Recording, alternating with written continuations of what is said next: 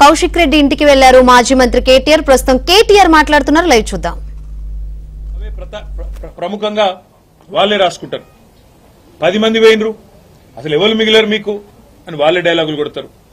మేము గేట్లెత్తితే ఇది, గేట్లెత్తితే అది అని వాళ్ళే ఉపన్యాసాలు ముఖ్యమంత్రితో సహా ఆయన ప్రభుత్వంలోని మంత్రులు, కాంగ్రెస్ నాయకులు తెల్లారు లేస్తే పుంకాను పుంకాలుగా ప్రకటనలు.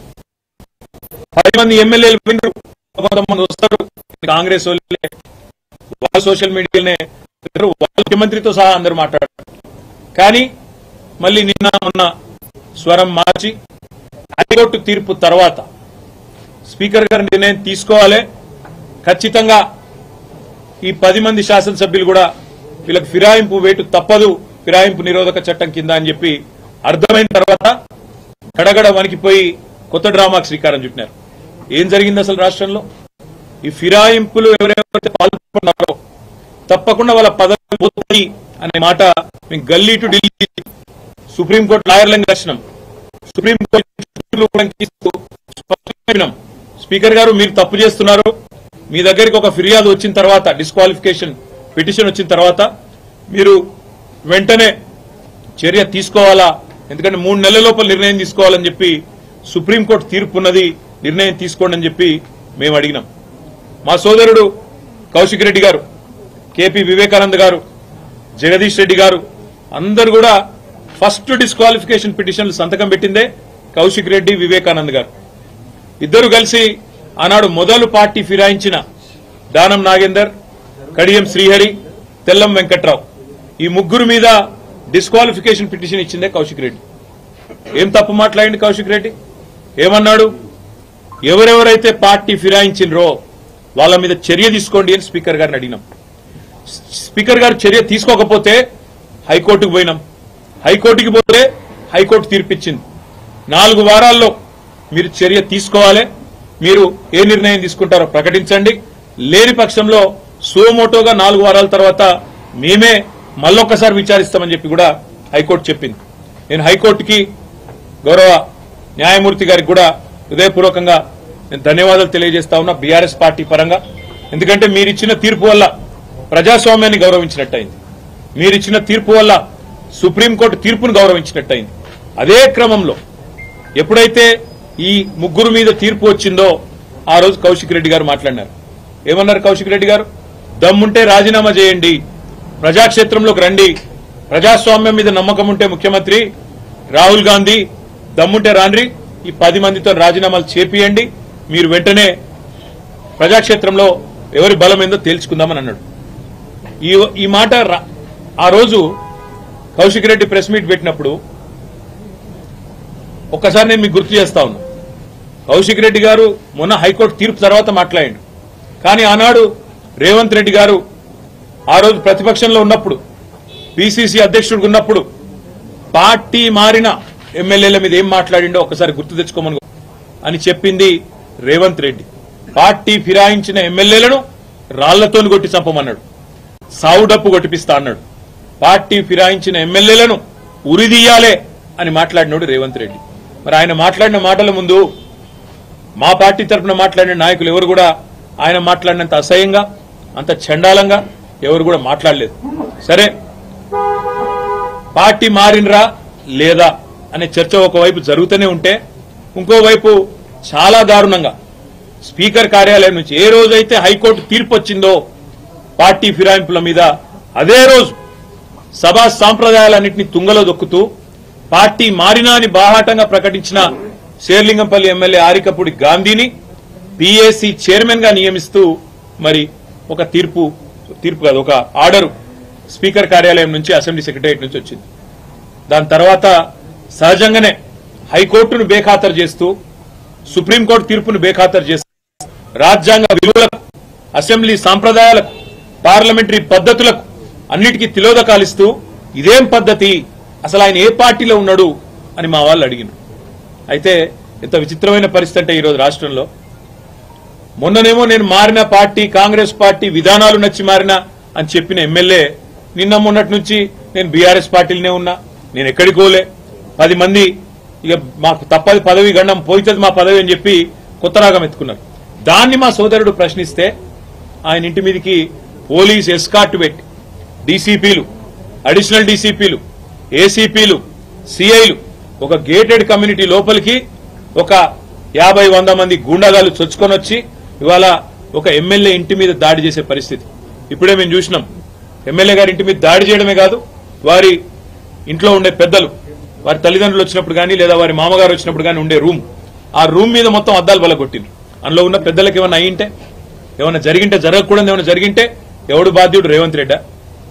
లేకపోతే ఇక్కడ దాడి చేయడానికి వచ్చిన ఆరికపూడి గాంధీ? ఈ రకమైన గూండాగిరి, ఈ రకమైన దౌర్భాగ్యం హైదరాబాద్ 10 ఏళ్లలో ఎన్నడూ లేదు.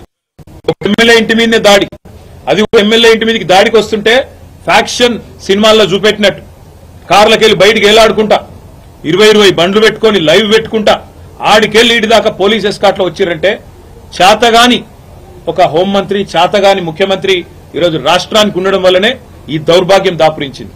అసలు రేవంత్ రెడ్డి నేను అడుగుతా ఉన్నా, నువ్వు ముఖ్యమంత్రివేనా? అసలు నీకు అర్హత ఉందా? ఇవాళ హైదరాబాద్ లో నడి వీధిలో ఈ రకమైన గూండాగిరి చేస్తే రేపు జరగకూడదు ఏమైనా జరిగితే ఎవడు బాధ్యుడు? నువ్వా? నీ ప్రభుత్వమా? నీ డీజీపా? ఎవరు తీసుకుంటారని నేను అడుగుతా ఉన్నా. ఇంత దుర్మార్గమా? నీ కనీసం హైదరాబాద్ లో లా అండ్ ఆర్డర్ కంట్రోల్ చేసే ముఖం లేదు. పేపర్లు రాస్తున్నాయి, మన ఆంధ్రజ్యోతి రాసింది 30 రోజుల్లో 28 మర్డర్లు. ఈనాడు రాస్తుంది ఈ నగరానికి ఏమైంది అని. అదేమి చేతగాదు చేసేది. హోంమంత్రి ఉన్నోడో లేడో ఎవరికి తెలియదు, ముఖ్యమంత్రి ఎక్కడున్నాడో ఎవరికి తెలియదు. ఢిల్లీకి ఎక్కే విమానం దిగే విమానం అన్నట్టు 22 సార్లు ఎక్కడూ దిగుడు తప్ప పీకిందేమీ లేదు. కనీసం హైదరాబాద్ లో శాంతి భద్రతలను కంట్రోల్ చేయలేని దౌర్భాగ్యపు ముఖ్యమంత్రి ఇవాళ ఒక ఎమ్మెల్యే ఇంటి మీదకి మాత్రం గూండాలను పోలీసులు ఎస్కాటించి పంపిన ఒక దౌర్భాగ్యపు చరిత్రహీన ముఖ్యమంత్రిగా రేవంత్ రెడ్డి మిగిలిపోతాడు. నేను అడుగుతా ఉన్నా మా కౌశిక్ రెడ్డి అడిగిన ప్రశ్ననే, ఏ పార్టీలో ఉన్నావు గాంధీ? అసలు మీ 10 మంది ఎమ్మెల్యేలు ఎవడైతే పార్టీ మారినరో, ఎవరి ఇంటింటికైతే పోయి ముఖ్యమంత్రి అనేటోడు కండువా కప్పిండో, ఫస్ట్ మీరు ఏ పార్టీలో ఉన్నారో చెప్పండి. మీకు ఇప్పటికే స్పీకర్ దగ్గర పిటిషన్లు ఉన్నాయి 10. స్పీకర్ గారు కూడా తేల్చాలా. ఇవన్నీ కాదు, ఇవేమీ లేదు, మేము రైతు రుణమాఫీ మీద అడిగితే, లేదా వరద బాధితుల తరఫున ప్రశ్నిస్తే, లేదా రైతు బంధు ఎప్పుడేస్తావని అడిగితే, మహిళా సోదరిమణులకు 2500 ఎప్పుడు ఇస్తావని అడిగితే, లేదా పెన్షన్లు ఎప్పుడు పెంచుతావని అడిగితే, 100 రోజుల్లో గ్యారంటీలు అమలు చేస్తా అన్న సన్నాసి ఎక్కడ తెచ్చిండు ముఖ్యమంత్రి అని అడిగితే తట్టుకోలేక హెడ్లైన్ మేనేజ్మెంట్ కోసం, అటెన్షన్ డైవర్షన్ కోసం ఒక దిక్కు హైడ్రా అని హైడ్రామా, ఇంకో దిక్కు ఈ రకంగా ఎమ్మెల్యేల ఇంటి మీదకే గూండాలను పంపడం అంటే దీనికంటే సిగ్గుచేటు ఇంకొకటి ఉండదు. తప్పకుండా నేను రేవంత్ రెడ్డిని అంటా ఉన్నా, చరిత్రలో నీలాంటి పనికిమాలిన ముఖ్యమంత్రులు, నీలాంటి తలమాసిన ముఖ్యమంత్రులు మస్తుగా వచ్చిండ్రు, మస్తుగా పోయినరు. పెద్ద పెద్దలతో కొట్లాడినాం, చంద్రబాబుతో కొట్లాడినాం, రాజశేఖర రెడ్డితో కొట్లాడినాం, కిరణ్ కుమార్ రెడ్డితోని, రోషయ్య గారితో ఎంతో మందితో తలపడ్డాం. నువ్వు వాళ్ళందరికంటే కూడా చాలా చిన్నోడు, చిట్టినాయుడు, నువ్వు చాలా చిన్నోడవు. నేను మా దగ్గర మా భాషలో చెప్పాలంటే హైదరాబాద్ లో బుల్లబ్బాయి అంటారు నీలాంటి వాళ్ళు. ఇలాంటి బుల్లబ్బాయిలు, చిట్టినాయుళ్ళు చాలా మందిని చూసినాం. ఏం ఫరక్ పడేది కూడా ఏం లేదు, ఏం ఇంటికి కూడా వీకలేవు. కానీ ఏదో పైశాచిక ఆనందం, 4 రోజులు ముఖ్యమంత్రి పదవిలో కూర్చున్నా, నేనేందో పెద్దోడిని అయిపోయినా అనేదో ఎగిరిగిరి పడతా ఉన్నావు. రేవంత్ రెడ్డి గారు అధికారం ఎవరికి శాశ్వతం కాదు. నువ్వు ఒక దుష్ట సాంప్రదాయానికి తెరలేపుతా ఉన్నావు. ఇది తప్పకుండా నిన్ను దహిస్తుంది, నిన్ను వెంటాడుతుంది. రేపు నువ్వు పదవిలోకి వెళ్ళి దిగిపోయినాక తప్పకుండా నువ్వు ఈరోజు ఏదైతే దుష్ట సాంప్రదాయాలు నెలకొల్పుతున్నావో ఇవన్నీ నీకే చుట్టుకుంటాయనే మాట కూడా నేను వారిని హెచ్చరిస్తా ఉన్నా. తప్పకుండా ఈ 10 మంది మీద వేటు వేయాల్సిందే. అదేవిధంగా కౌశిక్ రెడ్డి గారి ఇంటి దాకా గూండాలను తీసుకొచ్చిన పోలీసులు ఎవరైతున్నారో వాళ్ళని కూడా వదిలిపెట్టాం. తప్పకుండా అవసరమైతే కోర్టు ద్వారా పోరాడతాం, అవసరమైతే న్యాయపరమైన ప్రయత్నము చేస్తాం. డీజీపీ గారు కనుక స్పందించి ఇక్కడ ఏసీపీ, సిఐ ఎవరైతే దగ్గర ఉండి మరి గూండాలను తీసుకొచ్చి గేటెడ్ కమ్యూనిటీ లోపలికి తీసుకొచ్చి ఎమ్మెల్యే ఇంటి మీద దాడి చేయించడానికి అన్ని రకాలుగా ఇక్కడ రంగం సిద్ధం చేసినారో వాళ్ళని తప్పకుండా సస్పెండ్ చేయాలి, వాళ్ళ మీద చర్య తీసుకోవాలని చెప్పి కూడా నేను కోరుతా ఉన్నా.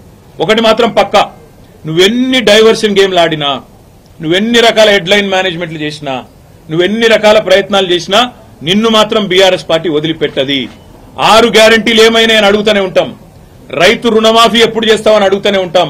తప్పకుండా రాష్ట్రంలోని పీడిత ప్రజలు, రాష్ట్రంలోని పేద ప్రజల తరఫున మా ఎమ్మెల్యేల ఇండ్ల మీద దాడి చేసినా మా ఎమ్మెల్యేలు కూడా మేము భయపడం, తప్పకుండా నిన్ను నిలదీస్తూనే ఉంటామని చెప్పి కూడా చెబుతూ ఇవాళ మా తమ్ముడికి సంఘీభావం చెప్పడానికి ఇక్కడ దాకా వచ్చినాం. అందరం కూడా తప్పకుండా భవిష్యత్తులో కూడా ఏ ఒక్క నాయకుడు, ఏ ఒక్క కార్యకర్త మీద ఎక్కడ ఇలాంటి సంఘటన జరిగినా అందరం కూడా అందుబాటులో ఉంటాం. అందరం కూడా తప్పకుండా తరలి వస్తామని చెప్పి కూడా తెలియజేస్తూ మొన్న ఇక్కడికి వచ్చిన హరీష్ రావు గారిని మా గౌరవ సీనియర్ శాసనసభ్యులందరినీ కూడా తలకొండపల్లికి తీసుకుపోయి ఇంకెక్కడెక్కడికో తీసుకుపోయి అష్ట దిగ్బంధం చేసి ఎక్కడెక్కడికో తీసుకుపోదాం అనుకుంటే ఎక్కడికక్కడ ప్రజలు స్వచ్ఛందంగా వేలాదిగా ముఖ్యమంత్రి సొంత జిల్లాలోనే ప్రభుత్వానికి చుక్కలు చూపెట్టినారు.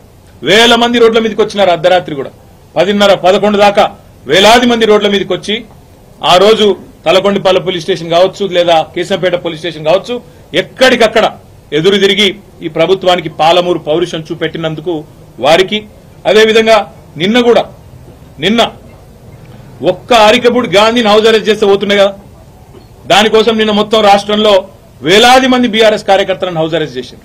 కానీ గాంధీకేమో ముంగట పోలీస్ ఎస్కాట్లు మంచిగా బ్రహ్మాండంగా ఏసీపీలు డీసీపీలు దగ్గర ఉండి గూండాలను తీసుకొచ్చి ఇక్కడ దాడి చేపించారు. అక్కడ మాత్రం మొత్తం రాష్ట్రంలో వేలాది మంది మా కార్యకర్తల నాయకులను హౌస్ అరెస్ట్ చేయడం జరిగింది. ఇది ఏ రకంగా మంచిదో రాష్ట్ర ప్రజలు కూడా ఆలోచించాలని చెప్పి కోరుతూ ఈ హింసాయుతమైన పద్ధతులు 10 ఏళ్లలో తెలంగాణలో ఎన్నడూ చూడలే. ఎన్నడూ తెలంగాణలో ప్రాంతీయం మన రాష్ట్రం ఏర్పడిన తర్వాత ప్రాంతీయ భాష పేరు మీద గాని ప్రాంతీయ తత్వం పేరు మీద గాని ఆంధ్ర తెలంగాణ పంచాయతీలు గాని ఎక్కడ జరగలేదు. 10 ఏళ్ల మా ఆచరణనే దానికి సాక్ష్యం. మేము చెప్పినాం తెలంగాణ వచ్చిన తర్వాత ఈ పంచాయతీలకు మనకు టైం ఉండదు, అభివృద్ధి సంక్షేమం దాని మీదే ఉంటామని చెప్పినాం, అట్లే నడిపినాం. కానీ ఇలా హైదరాబాద్ లో ఈ పనికి మాలిన ముఖ్యమంత్రి నాయకత్వంలో కొత్తగా ప్రాంతీయ తత్వాన్ని కూడా రెచ్చగొట్టే విధంగా చిల్లరమల్లర ప్రయత్నాలు చేస్తా ఉన్నారు. ఇవేవి చెల్లవు రేవంత్ రెడ్డి, నువ్వెన్ని రకాల డైవర్షన్ గేమ్లు ఆడినా నిన్ను వదిలిపెట్టాం. 6 గ్యారంటీల అమలు మీద పట్టు పడతాం. ప్రధాన ప్రతిపక్షంగా నీ పార్టీ సంగతి కూడా తప్పకుండా ప్రజాక్షేత్రంలోనే చెప్తామని చెప్పి నేను తెలియజేస్తాను. Thank you. కేటీఆర్ గారు సమాధానం చెప్పండి. ప్రభుత్వం చేసిన వ్యాఖ్యలు పార్టీ విధానమా ఏమిటి, ఆంధ్రాకు సంబంధించిన మళ్ళీ అదే చెప్తా ఉన్నా, నేను మళ్ళీ అదే చెప్తా ఉన్నా. రేవంత్ రెడ్డి అనే ఒక పనికిమాలిన నాయకుడు, పనికిమాలిన ముఖ్యమంత్రి 10 ఏళ్లు తెలంగాణ ఎంత ప్రశాంతంగా, హైదరాబాద్ ఎంత ప్రశాంతంగా ఉందో మీ కళ్ళతో మీరే చూసినారు. అందుకే హైదరాబాద్ ప్రజలు మాకు కడుపు నిండా ఆశీర్వదించి ఒక్క సీటు కూడా కాంగ్రెస్ పార్టీకి ఇవ్వకుండా అఖండమైన తీర్పునిచ్చినారు.